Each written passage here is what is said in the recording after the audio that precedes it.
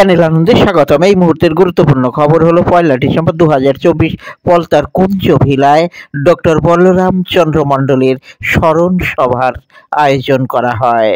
বিশিষ্টজনেরা অনুষ্ঠানে উপস্থিত থাকেন। সভাপতির আসন অলঙ্কৃত করেন অভিমন্যু দাস। অতিথির আসনে থাকেন পলতার প্রগতি পরিষদের দিলীপ সর্দার। মাটি, পাট, ধান গবেষণার উপরে গবেষণাপত্রে কলকাতা বিশ্ববিদ্যালয় থেকে পিএইচডি লাভ করেন। অবসর জীবনে পরিবেশ নিয়ে কাজ করেন।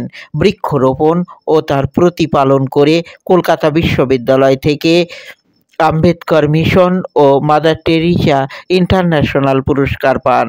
সাহিত্যে তার অনবদ্য দুটি গ্রন্থ অজানা পথের ডাকে ও চিত্রা বিচিত্রা পাঠকদের হৃদয়ে আলাদা জায়গা করে নেয়। আজীবন তিনি মানুষের উপকারে কাজ করে যান নীরবেই। মরণোত্তর দেহদান করেন তিনি। কালিয়ানিবাস কুলকামিনী বিদ্যালয়েরও তিনি প্রতিষ্ঠাতা।